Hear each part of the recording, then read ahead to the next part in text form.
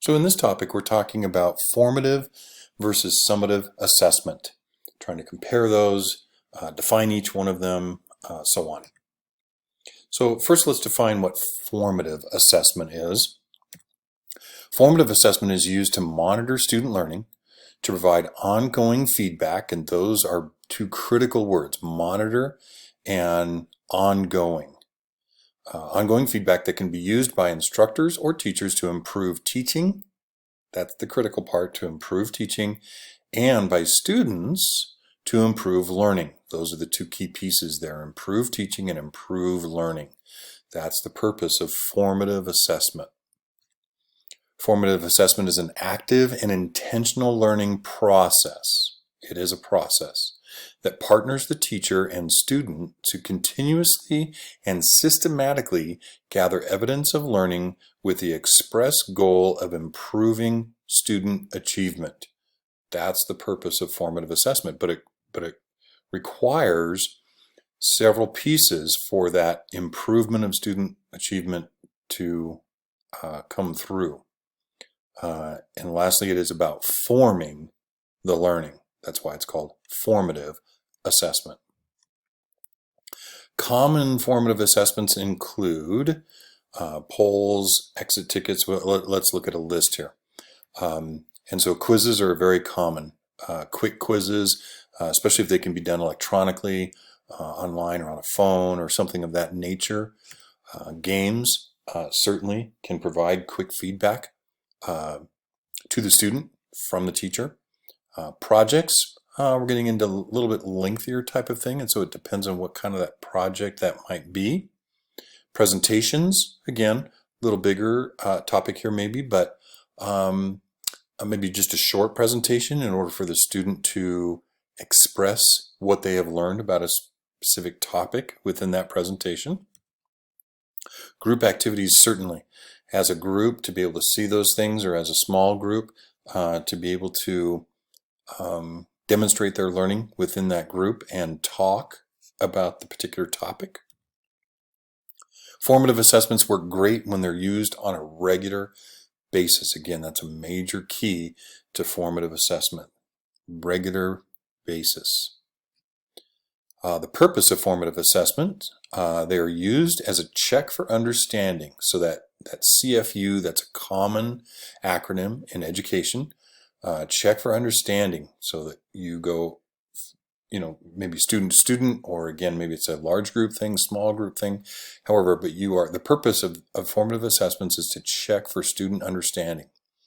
They're used to find out where each student stands in their learning of the current topic, using the best measuring tool possible. They are used to monitor the learning process in order to improve learning based on good, consistent feedback provided by the teacher.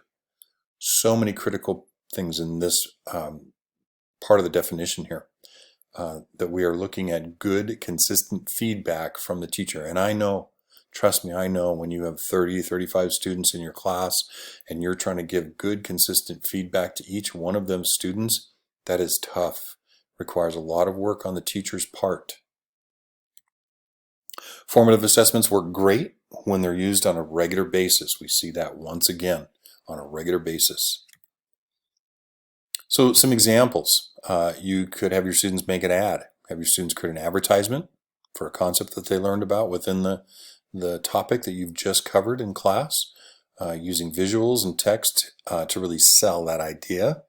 This makes students apply what they've learned in a creative exercise. And hopefully that creative then, the creative piece of that will help them with their long-term retention. Idea comparisons have students lay out main ideas of a new concept, again, that they've just learned, compared to something that we talked about in the past, to where they agree or disagree in that comparison. And so in addition to helping students remember these concepts, especially from before, this exercise makes them apply previous knowledge to a new format. So hopefully they can remember that both in the future. Misconceptions, after you introduce a concept to students, also introduce a popular misconception about it. Have students discuss why the misconception is false and where it may have started. So perhaps a false news story or a just a different take, different opinion or whatever on this that may not have any backing behind it, an old wives' tale, or whatever, some misconception about this. And this makes students think critically about what they've just learned while showing them how to debunk misinformation. Critical thinking is what we're looking for here. Now, these two tools are awesome for formative assessments. If you've never used a Kahoot or a quiz within your class time environment, these are great. Kids just go crazy over these. Adults too. This is just a fun way to recover a concept for students to relearn, provides opportunity within each tool to relearn as well. And so if you've not checked these out, they're just a little different. They're very similar, but they're just a little different from each other. Basically, the Kahoot allows you to kind of run the quiz process on kind of your own schedule. You run it, you facilitate it. And the quizzes one, you basically say go, and the students go through the quiz as quickly as they can, or on their own time frame anyway. The goal is to do it quickly in terms of points. But these are great, fun, formative assessment tools to use. And you can build in some reward systems within these and everything else. These are great. Awesome. If you've not tried these, you need to try them. As we try to track formative assessment, sometimes that can be tricky. But again, that doing it often and over, we need to track it. And so by grades, obviously that's a choice, that's an option, providing a specific concentrated view of how a student learns. Sometimes those graded assignments are sources of stress for students, and so that may inhibit some of the learning. By feel, now this one might be controversial in some realms, but this is based more on your teacher instinct, allowing you to determine which students need additional support based on your observations. Just trying to get a feel for how your class is doing with the concept and how some individuals are doing with a particular concept. On the downside, you can't show this information to an administrator or whoever that you have to make sure that you're covering your standards or slows or whatever throughout a grading period, because it's not by grade. So there's a mix here, right? You can do a mix of formative assessments within a particular topic. Student data. This is non-graded information that may reflect how your students are learning, such as questions that they've frequently answered incorrectly, or subject areas where they've had trouble. Not everything has to be graded, but it can still provide you with feedback on where they stand and provide feedback to them in their growth in learning. So that's formative assessment. Let's now talk about summative assessment. The definition of summative assessment is that it's used to evaluate students' learning at the end of an instructional unit by comparing it against some standard or benchmark. Summative assessment, or assessment of learning, occurs after an episode of learning, and it's intended to summarize the student's achievement level at a particular time with a higher stakes form of measurement and consequence. So typically a summative assessment is an exam, a presentation, a project, a research paper, whatever it might be, at the end of a semester, at the end of a midterm or chapter or whatever it might be. These are bigger chunks of learning that has taken place and then being measured with this summative assessment. Summative assessments are cumulative, evaluating a student's long-term retention. Okay, so again, the formative are chunked up in smaller bits compared to summative. So some examples would, of course, be a test, an exam, final exams for the again, like a midterm or halfway through the year or at the end of the year, reports, papers, a research paper, those kinds of things. End of class projects, presentations, those kinds of things, a video project, whatever it might be. But those are all examples of what a summative assessment could be. And again, they're more of a product of student work, covering learning over an extended time period compared to a shorter time period, and more often with formative assessments. Some examples of summative assessments, again, in-depth reports or presentations where students can maybe get a little bit creative with, depending on what the project is or presentation is, in terms of a passionate, intelligent, and comprehensive examination of a concept that matters to the student. So it's even better if they can choose the topic of their report or presentation within the overall topics that have been discovered. Cumulative individual projects, and so projects are a great way for for practical applications type classes, something like a health science or a physics class, or they could be examples like a cross-section of a human heart in terms of like a drawing or some type of diagram created, designing a diet, say in a nutrition class or health class, creating a protective egg drop vessel, say in a physics class. That's a common example. All fun ways for students to show off their learning. Personal evaluation papers. So these require students to apply principles from your class to their personal lives. Again, perhaps in a health class, nutrition class, something along that line. These papers are excellent fits for psychology, nutrition, finance, business, and other theory-based classes. They basically allow personal evaluations for students to look at themselves through a different lens while exploring the information of the principles that they've learned in your class. Tracking summative assessment, again, compared to formative, by grades, and that would be the most typical way to do summative assessments, of course. For most teachers, grading final assessments in a course is the typical scenario. This is where rubrics come in. Obviously, rubrics come in for formative assessments because we want to see that learning growth, and especially if they do the same type of assignment multiple times in a term, then we want them to grow each time they do that kind of an assignment. But rubrics certainly come in with summative assessments, especially as a tool beforehand to show students what the expectation is in this final assessment of the term.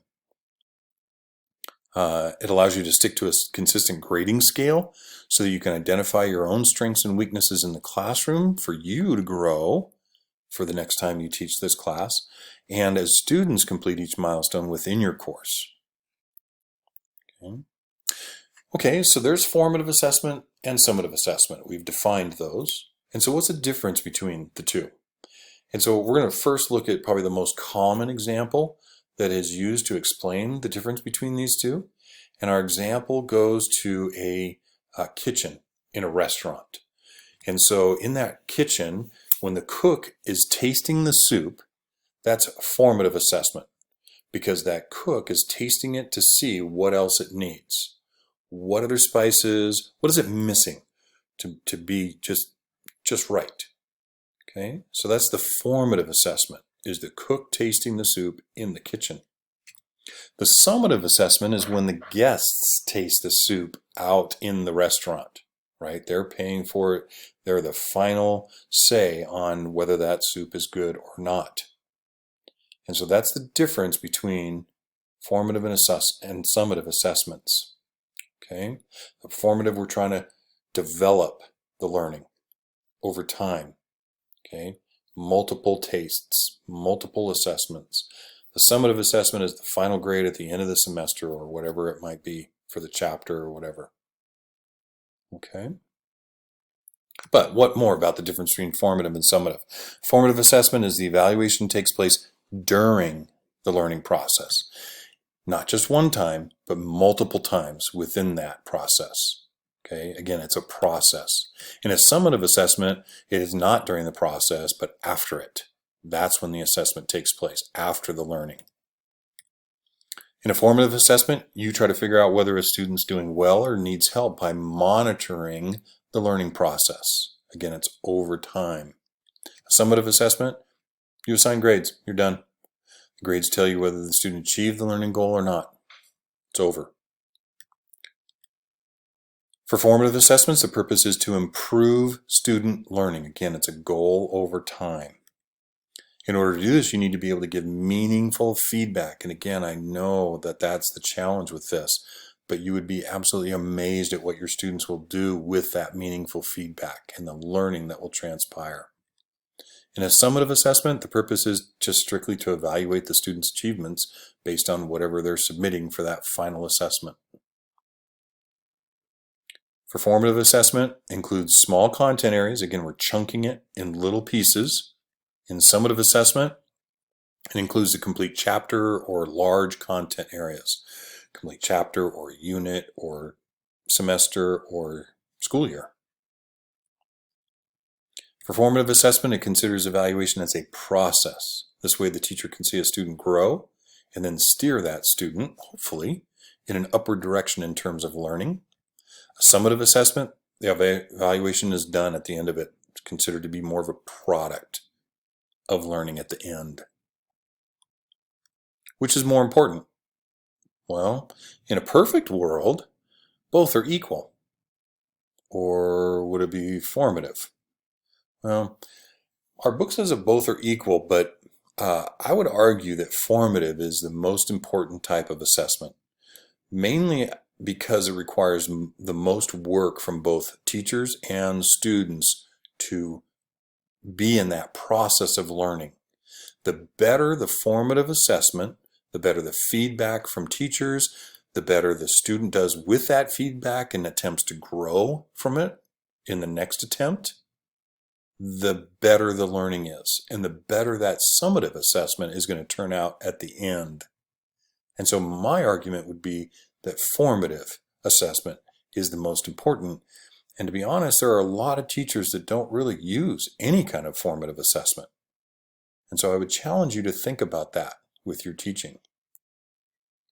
In the real world, what's more important? Summative assessment, right? We all live in a test world. And it is all on state testing, all on state standards. Everything's the big test, right? At the end of the year or at the end of a 3-year period or, whatever it might be. If your state doesn't test every year, every grade, then the summative sure seems to be the most important in terms of the world of education out there. It is not the most important to students or student learning, though. Here are the sources that I used for the information within this presentation here. And so if you would like to look at that, then you can certainly pause this video and take a look at those. I will include this presentation within the resources for the course, and you can click on those links and so on within there. But this is our comparison of formative versus summative assessment. And hopefully it gave you something to think about here.